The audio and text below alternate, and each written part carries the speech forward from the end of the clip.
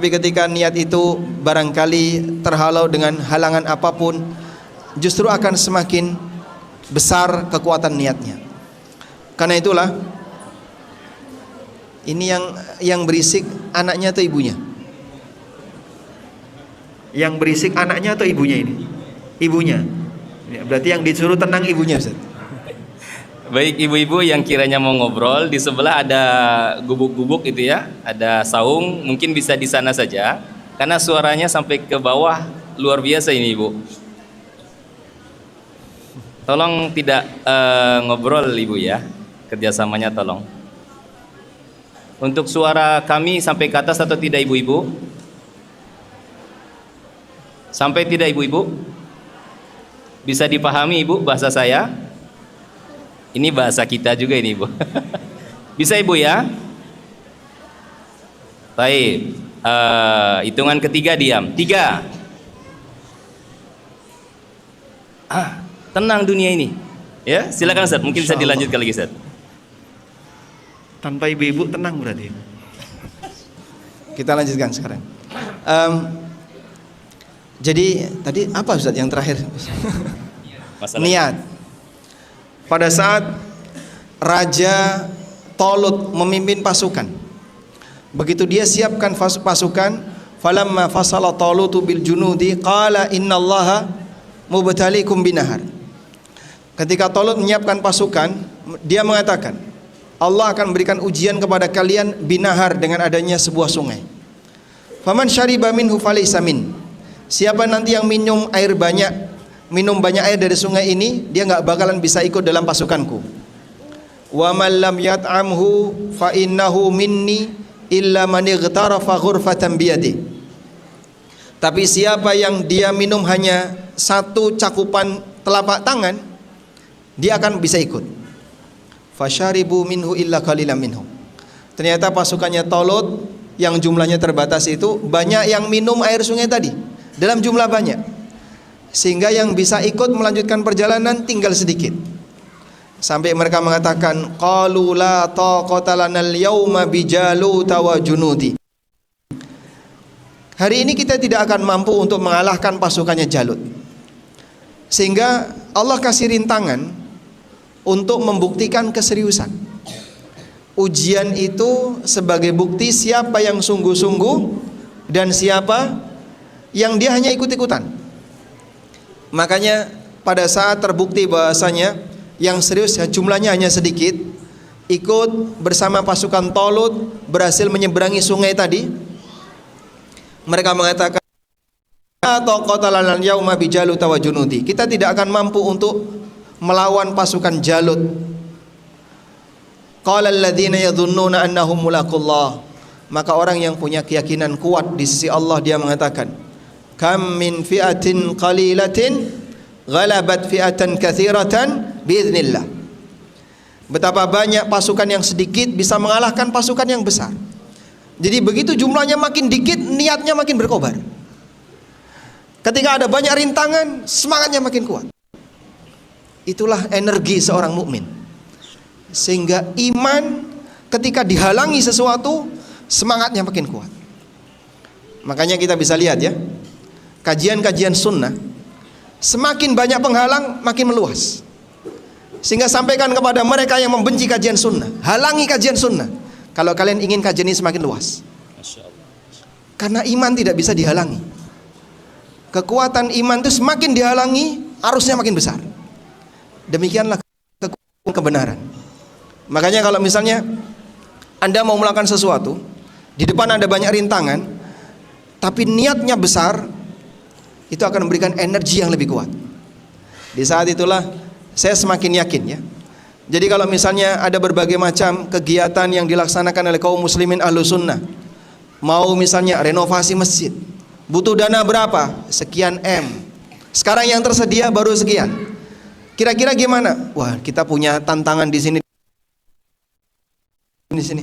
Tunjukkan tantangan itu kepada masyarakat. Energi mereka akan semakin kuat. Demikianlah jamaah sebuah pelajaran yang bisa kita ambil, bahwa aneka rintangan yang dihadapi oleh seorang mukmin hakikatnya adalah semakin memperbesar potensi niat yang ada pada dirinya. Sebab perjuangan itu bukan perjuangan fisik. Inna nasiru ila rabbina biqulubina.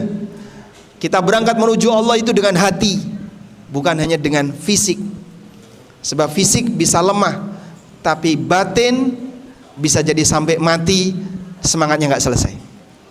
Baik, selanjutnya kita masuk pada tema berkaitan dengan masalah penyesalan seorang hamba kelak di yaumil qiyamah. Seberapa penting kita perlu mempelajari seperti ini. Ada sebuah pernyataan yang disampaikan oleh Al-Baghawi dalam tafsir beliau. Sebuah penyakit yang disebut dengan penyakit al-ghaflah. Penyakit apa? Al-ghaflah. Apa yang dimaksud dengan ghaflah? Ghaflah artinya lalai. Seorang hamba ketika dalam kondisi lalai, dia tidak akan menyadari realita apa yang akan dia jumpai besok. Dan itu menyebabkan dia tidak persiapan. Maka pada saat kita diingatkan oleh Allah, besok akan ada A, besok akan ada B, akan ada C, dan seterusnya. Apa tujuannya? Agar seorang hamba tidak lalai akan kejadian yang akan dihadapi kelak di yaumil qiyamah. Sebab orang kalau lalai, yang terjadi apa? Ketika dia lalai, begitu muncul kejadian aslinya, dia tidak ada persiapan. Sehingga seberapa penting tema tentang masalah kesadaran akhirat, penyesalan kelak di yaumil qiyamah, ini perlu kita bahas. Kata kuncinya adalah karena kita ingin tidak lalai terhadap apa yang akan terjadi besok, sehingga kita perlu mengingat dari sekarang. Dan orang kalau sudah lalai kemudian menjumpai kenyataan yang ada, lalu dia baru menyesal, gak bakalan mungkin bisa balik lagi ke dunia. Diulang gak bisa. Walhamdulillah, bimbingan wahyu telah diberikan oleh Allah. Ujian itu soalnya dibocorkan. Pada saat Bapak Ibu berada di alam kubur, apa saja yang akan ditanya oleh malaikat Munkar Nakir? Apa saja yang ditanya, Pak? Man rabbuka? Apa lagi? Man nabiyuka? Wa ma ilmuka? Wa ma dinuka? Malaikat akan bertanya tentang bagian paling prinsip dalam agama ini. Anda sudah hafal pertanyaannya? Pertanyaannya sudah hafal, Pak? Coba disebutkan apa saja tadi. Siapa Rabbmu? Siapa nabimu? Terus bagaimana amal perbuatanmu? Apa agamamu? Mungkin Anda hafal karena sudah disebutkan. Tapi bagaimana keadaan sejatinya nanti di alam kubur? Jawaban itu diwakili oleh apa? Keadaan iman dan amal seorang hamba. Sehingga jawabannya tidak bisa dihafalkan, lalu dibawa ke alam kubur dia bisa bebas menjawab dengan benar. Karena yang namanya pertanyaan ini dan jawaban yang nanti akan disampaikan oleh hamba itu mewakili iman yang dimiliki oleh sang hamba. Makanya kita diingatkan seperti ini agar mempersiapkan sedini mungkin bahwa di sana terjadi banyak penyesalan dan penyesalan itu tidak bisa dikoreksi. Wallahu a'lam. Baik, Masya Allah. Ustadz, berbicara tentang penyesalan, tentu manusia kan nggak mau menyesal, Ustaz. Apalagi tadi antum katakan bahwasanya penyesalan di hari kiamat itu penyesalan yang akhir, sudah tidak bisa lagi diulang, Ustaz. Betul. Kira-kira apa saja sih, Ustaz, bentuk-bentuk penyesalan yang akan didapati oleh manusia di akhirat nanti, Ustaz? Baik. Allah Subhanahu wa taala mengatakan dalam Al-Qur'an di surat Al-Baqarah, "Lakum tatafakkaruna fid dunya wal akhirah." Agar kalian merenungkan tentang kondisi kehidupan dunia dan akhirat. Ada sebuah pernyataan yang disampaikan oleh Imam Hasan Al-Basri. Beliau mengatakan, "Fa'lam bi anna ad-dunya daru bala'in, thumma daru fana'in." Sadarilah bahwasanya dunia ini adalah negeri ujian, lalu nanti akan binasa. Wa annal akhirata daru jazain, thumma daru khalidin. Dan sesungguhnya akhirat itu negeri balasan dan negeri yang sifatnya abadi. Artinya begini, manusia ketika di dunia, dia mungkin akan menjumpai banyak sekali ujian, banyak sekali yang dia hadapi, tapi itu tidak selamanya. Itu tidak selamanya, karena ada ujungnya. Maka disebut oleh Hasan Al-Basri, daru bala'in thumma daru fana'in. Bahwasanya akhirat adalah negeri ujian dan kemudian binasa. Ada dua kemungkinan, ujian itu dicabut oleh Allah, atau kemungkinan yang kedua, ujian itu ada dan orang yang mati, orang yang meninggal. Baik. Sementara akhirat adalah negeri balasan dan sifatnya abadi. Maka di sini mengajarkan kepada kita, bersabarlah kamu untuk waktu yang sifatnya sementara, karena kau akan menghadapi sebuah balasan yang sifatnya selama-lamanya, balasan yang abadi. Selanjutnya, ujian seperti apa yang diberikan oleh Allah Subhanahu wa ta'ala kepada hambanya? Secara umum kita bisa bagi menjadi dua. Yang pertama adalah ujian takdir. Apa itu ujian takdir? Apapun yang kita alami sepanjang hidup, itulah ujian takdir. Baik yang bentuknya kenikmatan maupun yang bentuknya sesuatu yang sifatnya musibah yang tidak kita sukai, semua itu ujian takdir. Baik, karena Allah Subhanahu wa ta'ala menjadikan kenikmatan dan musibah sebagai ujian. Wa nabluukum bisyarri wal khairi fitnah. Kami uji kalian dengan kebaikan dan keburukan, semuanya sebagai fitnah. Yang kedua adalah ujian syariat. Apa itu ujian syariat? Ujian syariat bentuknya adalah perintah, larangan, dan aturan. Perintah dan larangan kita kenal ada dalam banyak Al-Quran maupun hadis. Perintah salat, perintah puasa, perintah untuk berzakat, terusnya. Larangan dalam Al-Quran ada banyak, Pak. Contohnya, larangan minum khamr, larangan berbuat zina, larangan ini, larangan ini, ada banyak larangan. Dan aturan, aturan contohnya apa, Pak? Aturan misalnya berkaitan dengan batasan amalan A, batasan amalan B, itu aturan. Baik, kita diuji oleh Allah Subhanahu wa ta'ala dengan dua ini. Ada bentuknya ujian takdir dan ada bentuknya ujian syariat. Mereka yang ketika menghadapi takdir, bersyukur ketika mendapatkan nikmat, maka dia berhasil di ujian takdir. Mereka yang menjalankan perintah, menjauhi larangan dan mengikuti aturan Allah, bagi waris dia ikuti aturan Allah, maka dia berhasil dalam aturan, dalam ujian syariat. Dan kita berjuang bagaimana caranya untuk bisa berhasil pada dua ujian ini. Karena begitu gagal, gak ada remedi. Begitu gagal tidak ada remedi. Baik. Dan perintah yang tertinggi adalah perintah mentauhidkan Allah.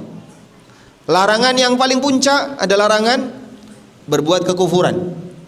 Karena yang semacam ini tidak mendapatkan surga abadi, sehingga yang pelakunya akan dihukum oleh Allah Subhanahu wa ta'ala selama-lamanya. Karena itu Allah kasih peringatan, wa may yusyrik billah faqad harramallahu alaihil jannah wa ma'wahun nar. Barang siapa yang berbuat syirik kepada Allah, maka Allah haramkan dia masuk surga, ma'wahun nar, dan tempatnya di neraka. Ini peringatan keras. Dan perbuatan syirik menghapus semua amal. Sebaik apapun manusia, ketika dia kafir, enggak ada artinya amalnya. Itu aturan Allah.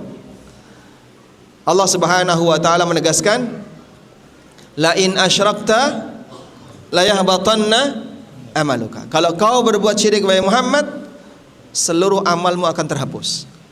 Kalau orang ada yang mengatakan, si A punya jasa membangun jembatan, si B punya jasa menyantuni anak yatim, si C punya jasa, ini punya jasa, saya punya jasa. Ada banyak orang punya jasa, tapi dia kafir, maka seluruh jasa tadi nggak berlaku. Karena orang yang berbuat syirik, maka seluruh amalnya tidak diperhitungkan.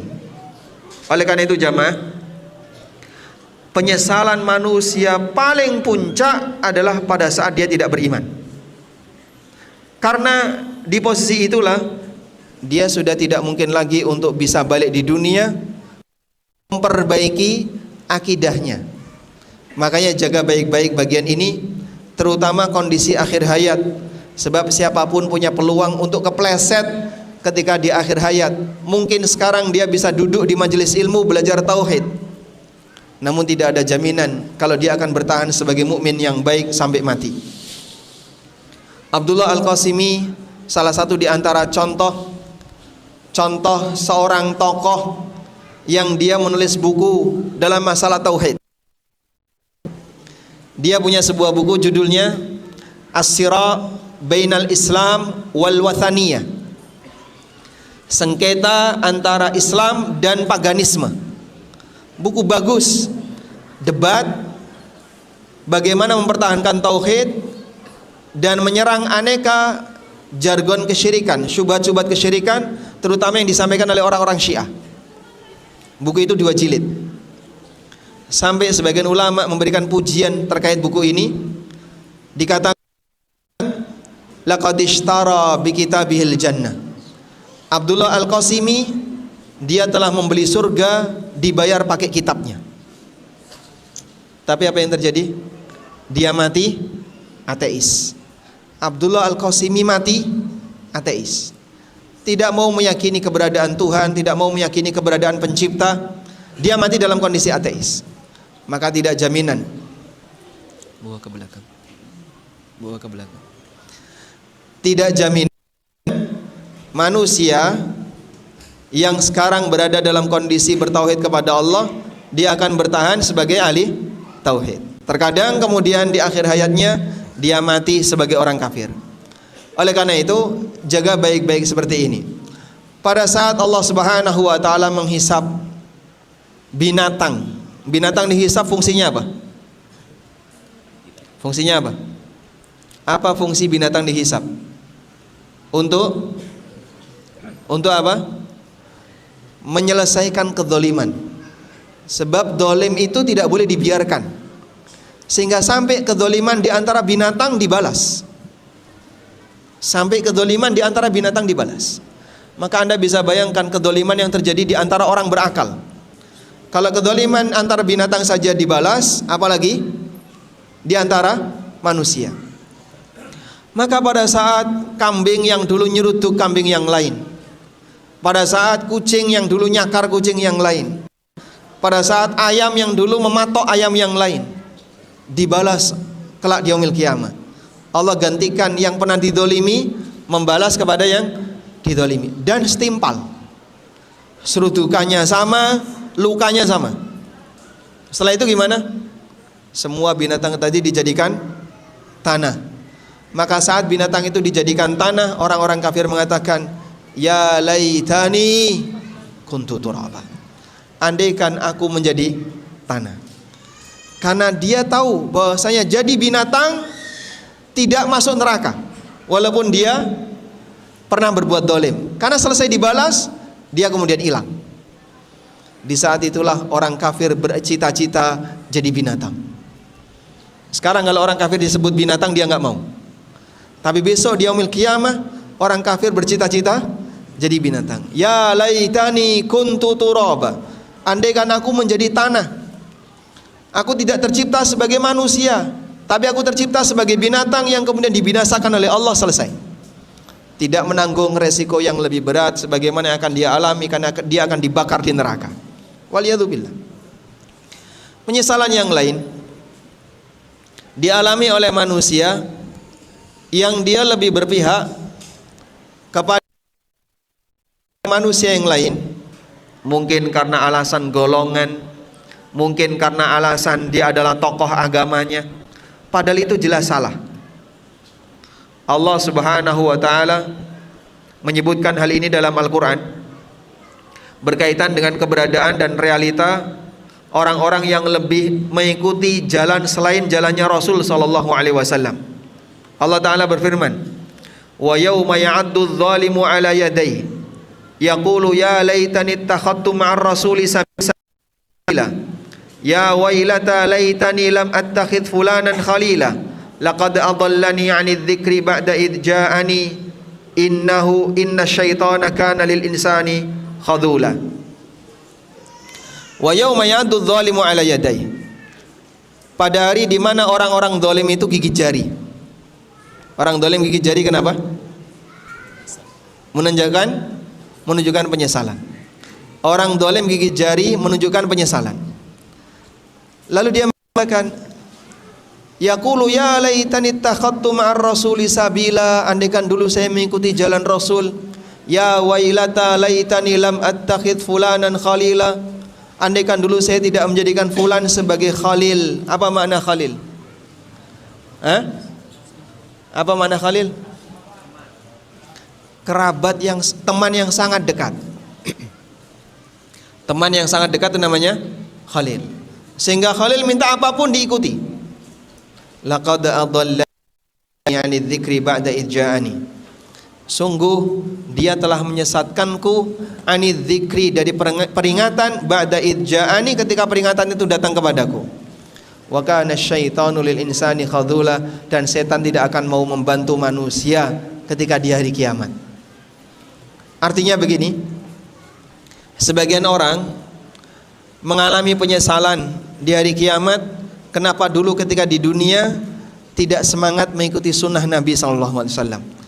Padahal itu sudah sampai kepadanya, dia lebih membela untuk mengikuti tokohnya daripada memilih sunnah Rasul SAW. Padahal jelas ini bertentangan, dia tahu ini bertentangan. Di saat itulah kelak di hari kiamat dia akan menyesal, kenapa saya dulu mengikuti fulan. Maka tolong diwaspadai ya.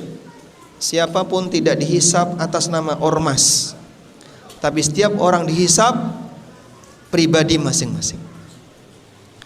Sehingga jangan sampai ada orang menyangka bahasanya dengan bergabung bersama rombongan ormas jaminan selamat. Tidak ada seperti itu. Ormas bukan agama. Sebagaimana mazhab juga bukan agama. Maka nggak ada ceritanya nanti kamu akan diselamatkan oleh mazhabmu, kau akan diselamatkan oleh ormasmu. Kelak di padang mahsyar kau akan dinaungi oleh bendera ormas. Masya Allah. Segede apa bendera ormas?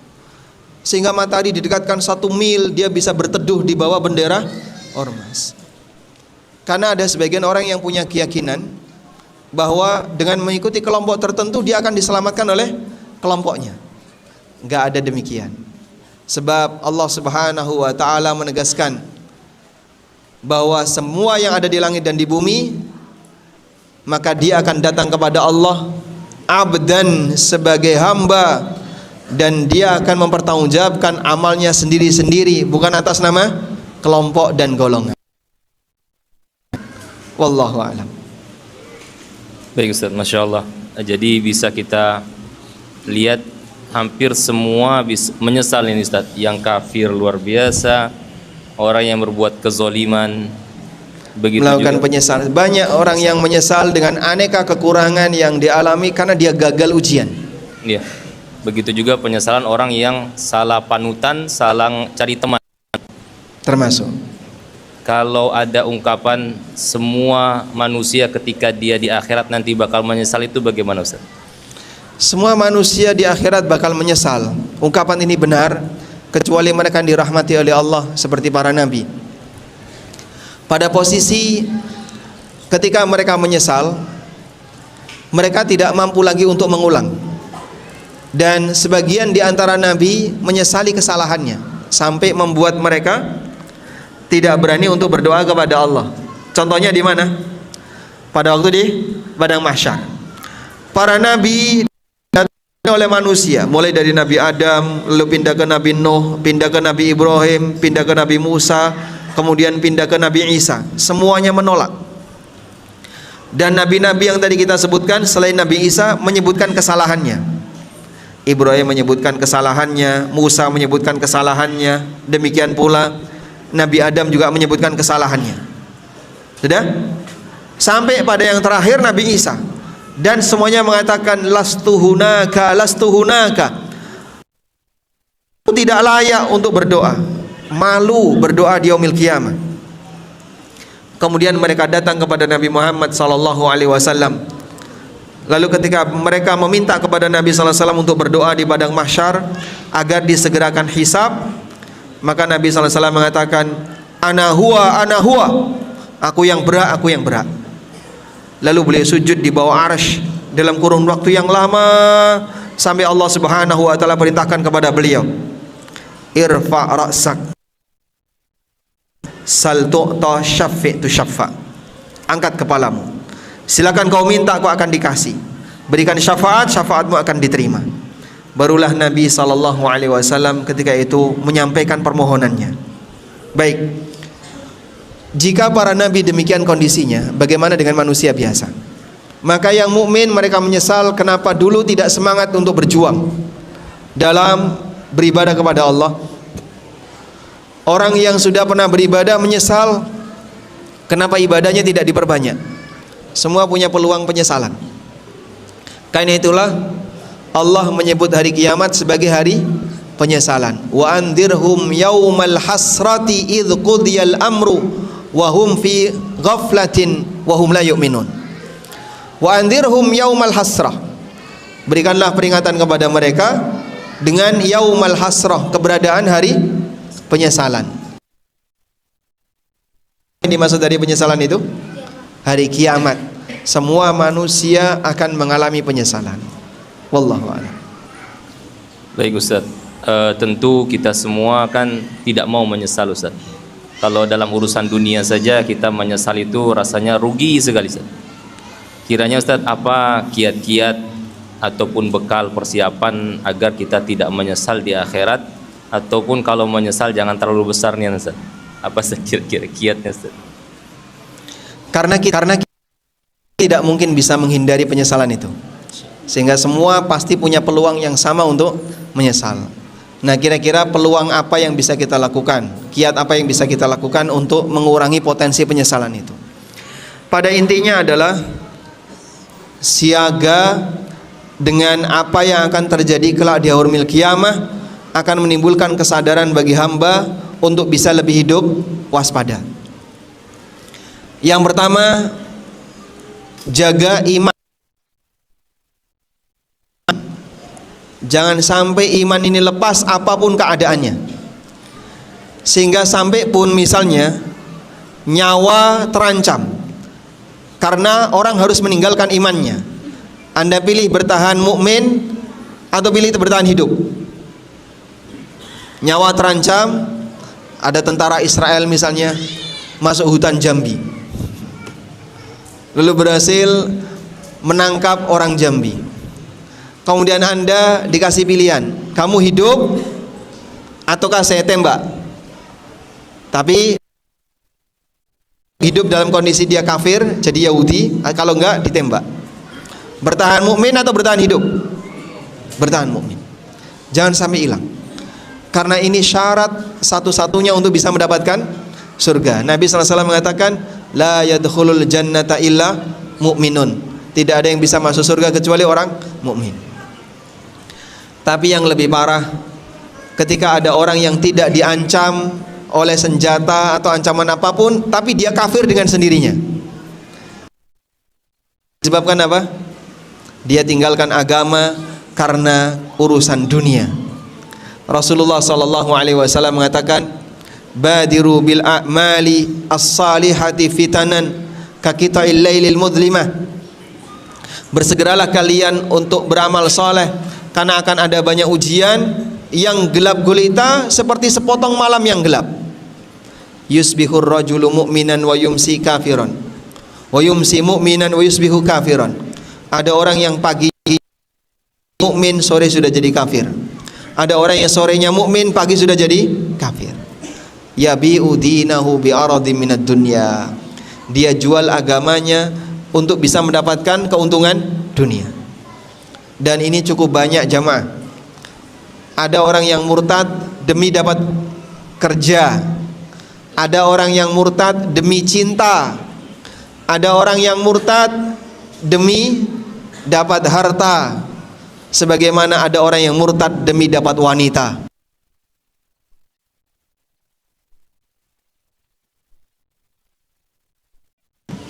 Dan banyak kasus orang yang murtad meninggalkan agamanya karena dia tidak kuat dengan ujian dunia.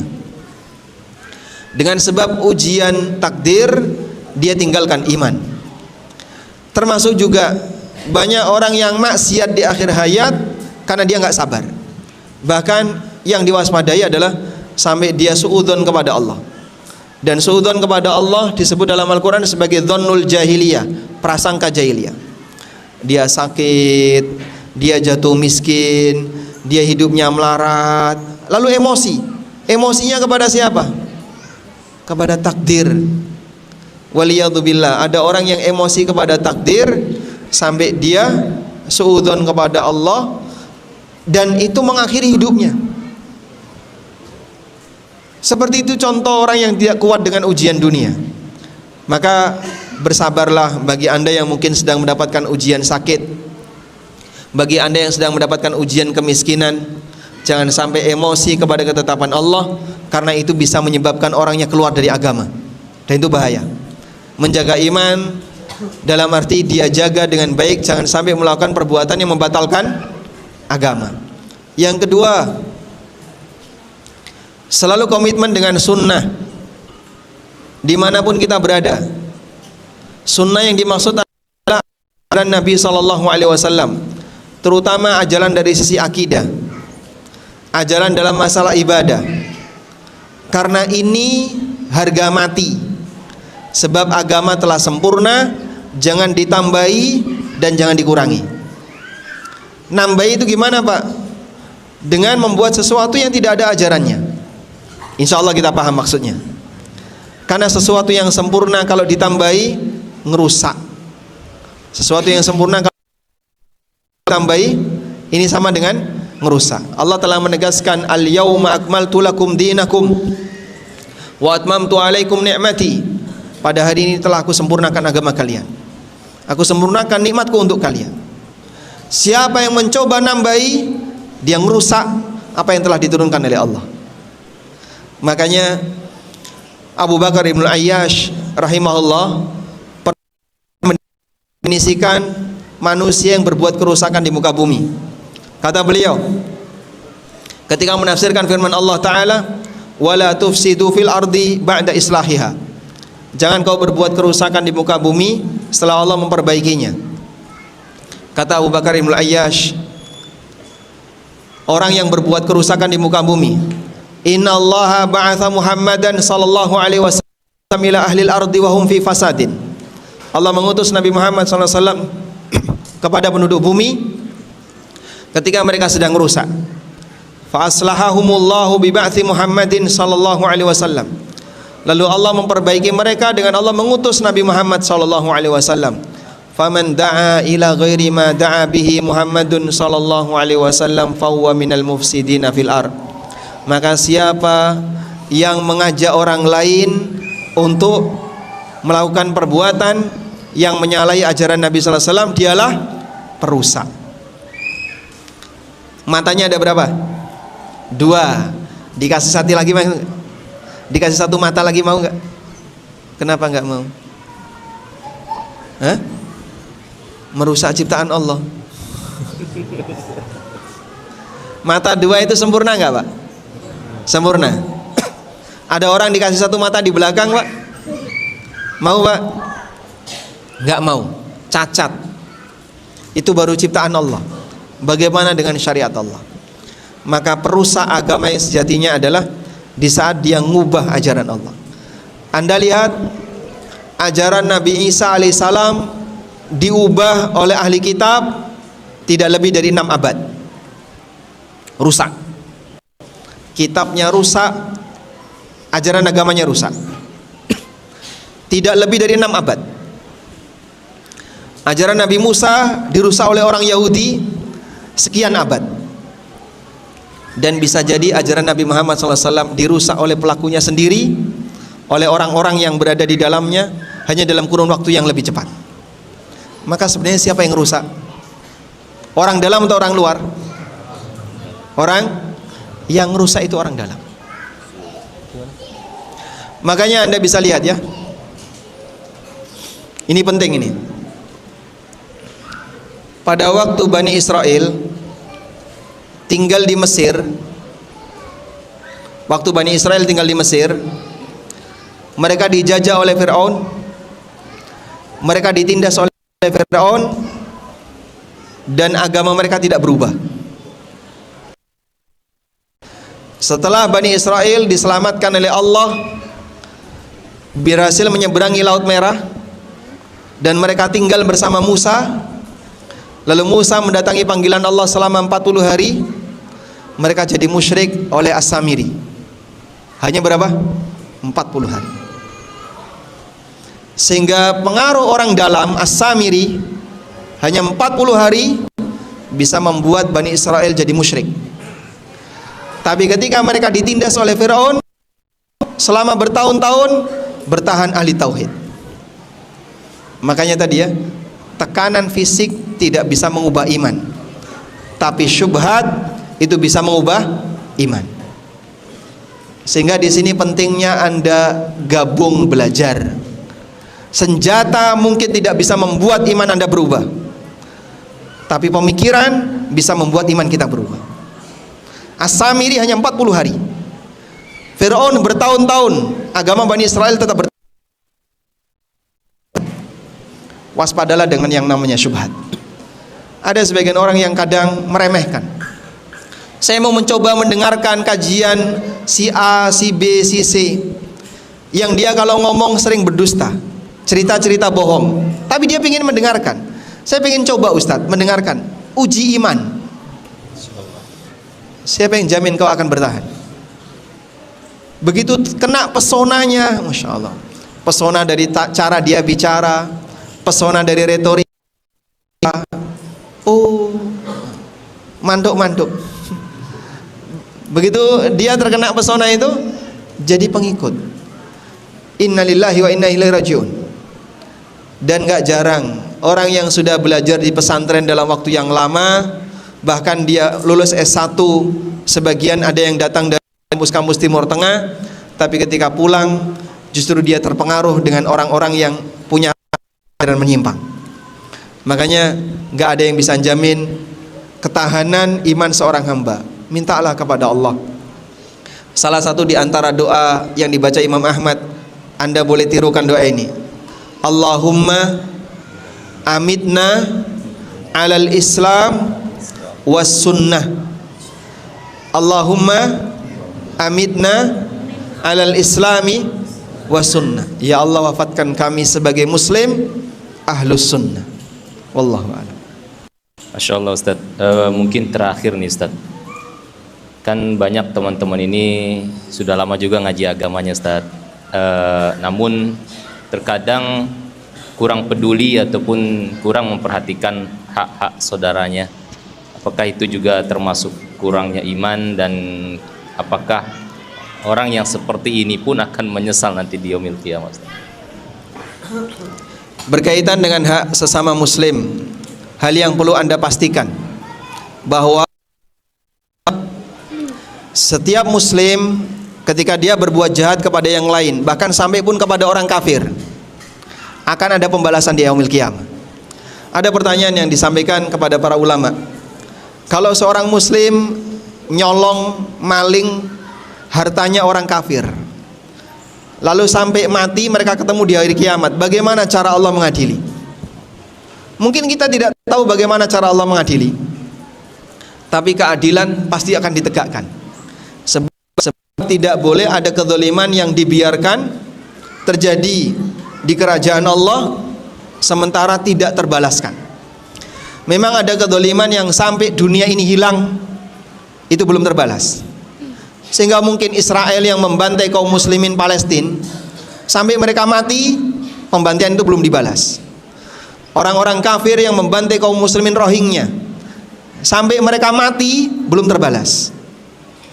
Tapi itu tidak selesai.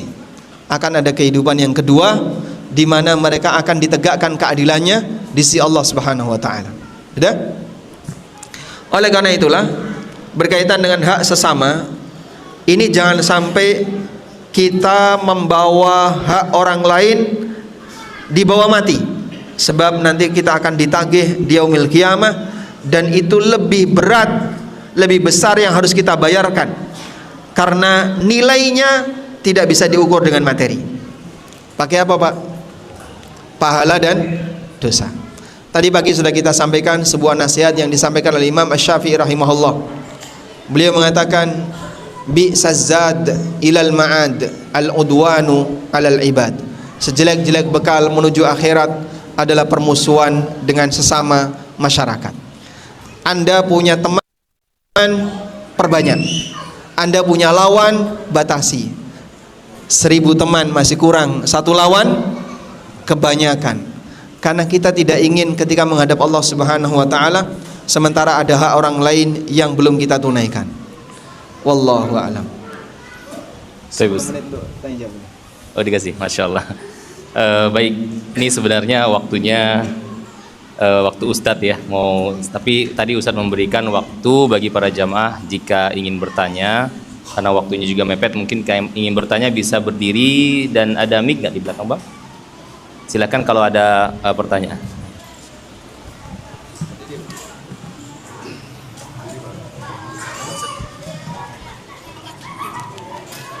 Assalamualaikum warahmatullahi wabarakatuh. Waalaikumsalam warahmatullahi wabarakatuh. Amalan yang terbaik di ujung usia. Jadi amalan, saya akan menanyakan barometer amalan yang kita kerjakan baik. Barometer amalan yang dinilai baik. Sehingga ada muncul sesuatu di dalam manusia itu sendiri, baik butuh psikologis, muncul dalam sikap seseorang itu, butuh dalam sikap ketenangan, psikologisnya, barometernya yang bagaimana, Ustadz? Karena saya pernah ada curhat dari teman bahwasanya dia memang dulunya seorang yang mengerjakan maksiat banyak segala macam. Di ujung di akhir-akhir ini dia telah melaksanakan amal ibadah yang dia kata memang sudah baik. Saya pancing segala sesuatunya dengan ikhlas, sesuatunya dengan baik, yang merasakan dengan dia mungkin semuanya sudah apa. Namun di dalam kesehariannya masih merasa ada yang kurang, masih ada yang terbebani.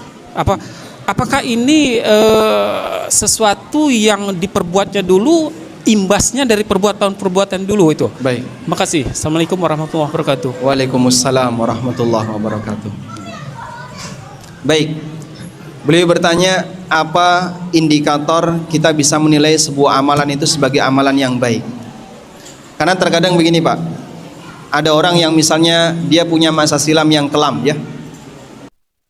Dulu perampok misalnya, atau pemabuk, atau pelaku maksiat, pengguna narkoba dan seterusnya. Lalu dia tobat.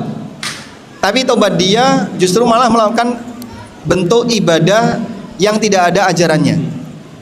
Sehingga dia zikir sambil muter-muter badan, dia zikir sambil mangguk-mangguk, dibentur-benturkan kepalanya misalnya ya. Mana yang lebih baik, kondisi dia dulu atau kondisi dia sekarang? Karena sekarang dia merasa saya sudah rajin ibadah, tapi dengan cara tadi, badannya diputar sambil baca-baca zikir dan seterusnya. Baik, sekarang coba kita lihat di sini ya. Kalau Anda bertanya tentang standar kebaikan, maka kebaikan itu ada 2. Satu ya, kebaikan yang sudah diatur oleh syariat. Untuk kebaikan yang sudah diatur oleh syariat, standarnya adalah syariat. Salat itu kebaikan atau tidak? Kebaikan. Zikir itu kebaikan atau tidak? Kebaikan. Kemudian baca Quran, kebaikan. Maka untuk kebaikan yang sudah diatur oleh syariat, bahasa kita adalah ritual ibadah.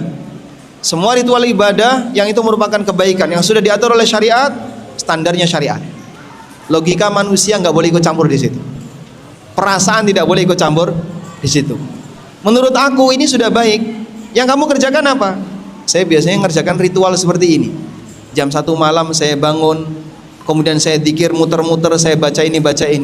Ini nggak ada ajarannya. Jangan sebut kebaikan kalau ritual ibadah yang sudah ada tuntunannya, tapi kau kerjakan di luar tuntunan. Sebab standar kebaikan ritual ibadah itu syariat. Paham ini ya? Sehingga kalau ada orang sholat duhur 7 rakaat, baik atau tidak? Loh, kan saya tambahkan. Baik atau tidak? Tidak. Ada orang sholat maghrib 10 rakaat, baik atau tidak? Tidak. Maka mereka yang melakukan ritual ibadah tapi dalam prakteknya dia tidak sesuai panduan, jangan sebut kebaikan. Ada orang yang dia mau mengambil mikot ketika mau berangkat umroh, itu dari Masjid Nabawi, dimarahi oleh Sa'id bin Musayyib karena jarak antara Masjid Nabawi sampai di Dzul Hulaifah 10 kilo, berarti dia nambahi 10 kilo. Dia nambahi berapa? 10 kilo. Loh, kenapa nggak boleh, Syekh? Ini kan cuman saya nambahkan jarak mikot saja, biar saya lebih banyak nilai pahalanya. Kemudian apa kata Sa'id bin Musayyib? Justru ketika kau merasa ibadahmu lebih baik daripada yang dipraktekkan Nabi SAW, posisi itulah kau telah melakukan perbuatan tercela. Dia merasa dengan ini lebih baik daripada apa yang telah diajarkan Nabi SAW. Sehingga kalau ada orang bertanya, saya mau sholat, saya mau rajin ibadah, tapi dengan cara seperti ini baik atau tidak? Kembalikan kepada standar syariat. Yang kedua, kebaikan yang itu sudah menjadi budaya dan tradisi masyarakat, seperti berbuat baik kepada sesama, menyantuni anak yatim, berbakti kepada orang tua, murah senyum, dermawan, royal, dan seterusnya. Yang seperti ini standarnya dikembalikan kepada masing-masing orang. Hatimu bisa menilai. Silakan kau gunakan perasaan. Silakan kau gunakan perasaan. Sehingga kira-kira kalau saya sudah melakukan seperti ini atau tidak, yang kau lakukan apa? Saya sudah murah senyum, saya sudah bersedekah, saya sudah berkata sopan, jujur, insya Allah sudah. Perasaan bisa menilai. Paham ya? Seorang suami pergi meninggalkan istrinya bertahun-tahun nggak pernah ngasih nafkah. Begitu pulang dia taubat. Lalu dia datang untuk minta dimaafkan oleh istrinya. Setelah itu dia berusaha untuk berbuat baik kepada keluarganya. Dia berjuang untuk memenuhi semua kebutuhan istrinya dan seterusnya. Lalu dia tanya, kira-kira saya sudah berbuat baik belum? Istrinya komentar, belum Pak, dia Pak. Berarti yang salah siapa? Istrinya. Dia salah nilai. Dia kan sudah berbuat baik. Ya, yang seperti ini panduannya adalah hati. Makanya Nabi SAW pernah memberikan arahan kepada seorang sahabat. Beliau mengatakan, al-birru manitma'anna matma'anna alaihi qalbuk. Kebaikan itu adalah apa yang membuat batinmu tenang. Sedangkan wal ithmu ma haka alaihi qalbuk. Dosa itu yang membuat batinmu tidak nyaman. Hati bisa jadi standar untuk bagian yang sudah bisa dipahami manusia. Misalnya ya, menipu baik atau buruk? Buruk. Perlu nggak tanya dalil? Perlu nggak tanya dalil? Apa dalilnya Pak Ustadz? Kalau menipu itu buruk, apakah perlu tanya dalil? Menipu itu baik atau buruk? Buruk. Buruk. Apakah perlu tanya dalil? Kenapa? Anda tanya suku anak dalam paham kalau menipu itu buruk, sehingga semua orang tahu yang namanya korupsi itu buruk, bohong itu buruk, menipu itu buruk. Kalau ada tokoh agama dia cerita bohong dan orang tahu ini bohong, Pak, kira kayak gini boleh nggak didengerin? Istafti qalbak, tanyakan ke hatimu, kira-kira bohong itu benar atau salah? Jadi nggak perlu dalil yang kayak gini, sebab semua orang tahu. Tapi kalau Anda bicara sholat seperti ini benar atau salah, nah itu pakai dalil. Paham ya? Sehingga terkadang ada orang, yang penting kan perasaan saya tenang. Bukan perasaanmu tenang. Standar dzikir itu bukan perasaan. Standar dzikir itu apa? Aturan. Standar cara ibadah, yang penting perasaan saya tenang. Salah kamu. Ibadah itu standarnya bukan perasaan, standarnya aturan. Tapi kalau kau berbakti kepada orang tua, berbuat baik kepada sesama, perasaanmu tenang, betul. Paham? Karena seperti dua orang nggak bisa memahami kayak gitu. Sehingga yang penting perasaan tenang dipakai untuk standar ibadah. Salah itu. Sebab standar ibadah bukan perasaan, tapi aturan.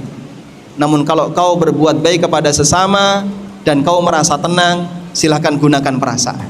Wallahu a'lam. Masya Allah. Wa khairul hadi hadi Nabi sallallahu alaihi wasallam. sebaik-baik petunjuk adalah petunjuk Nabi Sallallahu Alaihi Wasallam. Kalau kita kasih satu pertanyaan lagi Ustadz, biar tidak terlalu banyak menyesal. Ya, tidak terlalu banyak misal. Iya. Mungkin satu pertanyaan lagi. Nah, silakan Pak.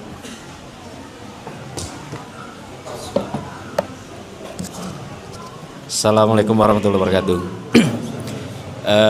Ustadz, mengenai kisosnya binatang, gimana kita yang pernah menyiksa binatang itu, Ustadz? Sementara binatangnya sudah mati, ataukah binatang yang sudah masih hidup, gimana caranya? Kalau sesama manusia kita bisa minta maaf atau gimana, Ustadz? Itu aja, Ustadz. Kalau kita pernah menyiksa binatang, lalu binatangnya itu sudah mati, atau binatangnya masih hidup, gimana cara minta maaf ke kucing? Gimana minta maaf ke kucing, Pak? Baik, menyiksa binatang salah atau benar? Salah. Perlu dalil nggak untuk menerangkan itu? Hati bisa menilai ya. Nah, disitulah perasaan boleh dipakai standar. Sudah? Lalu gimana Pak penyelesaiannya? Wallahu a'lam, bisa jadi binatang ini akan membalas besok di hari kiamat. Caranya gimana Pak? Wallahu a'lam. Sebab tadi ya, kezaliman terjadi di alam ini adalah kerajaan-kerajaan Allah, dan tidak boleh ada kezaliman yang terjadi di alam ini dibiarkan tanpa balasan. Maka kalau nggak selesai di dunia, lanjut di akhirat. Makanya waspada dengan kezaliman ya. Hati-hati Pak, kalau Bapak berkendara klakson sembarangan bikin orang kaget. Bapak ngebut, ada becek nyiprat, bikin orang kebasahan. Atau apa lagi? Anda nyali tidak pada tempatnya dan seterusnya, sampai bikin orang sakit hati. Bisa jadi kezaliman itu akan dibalas besok di hari kiamat. Makanya pada saat kita di posisi didolimi oleh orang lain, kecipratan air orang, atau diklakson orang kaget dan seterusnya, kira-kira apa yang Anda lakukan? Saat Anda didolimi di jalan, apa yang Anda lakukan? Hah? Emosi nggak? Emosi, pengen balas nggak? Baik, saya sarankan ikhlaskan, semoga jadi kafarah untuk kezaliman aku yang pernah aku lakukan kepada orang lain. Mudah-mudahan jadi kafarah untuk kezalimanku yang pernah aku kerjakan kepada orang lain. Sebab semuanya tidak ada yang gratis. Detail dibalas oleh Allah Subhanahu wa taala. Wallahu a'lam. Baik Ustadz, Masya Allah ya, sebenarnya kita pengen lebih lama lagi di sini Ustadz, namun ya qadarullah, Ustadz pun harus mengadakan perjalanan lagi, dan tentu ada jadwal-jadwal yang lain pula untuk jamaah di tempat lain pula, agar kita tidak menzolimi saudara-saudara kita yang lain. Sebagaimana kita luar biasa, walaupun sedikit waktunya singkat, tapi alhamdulillah ada bekal ataupun pelajaran yang dapat kita ambil ya. Sekali lagi kami ucapkan jazakumullah khair kepada Ustadz Ami atas kedatangannya, kehadirannya, dan juga berbagi ilmu bersama saudara-saudara kita di Jambi ini. Semoga di lain waktu bisa bertemu lagi Ustadz. Insyaallah. Insyaallah nggak kapok Ustadz ya.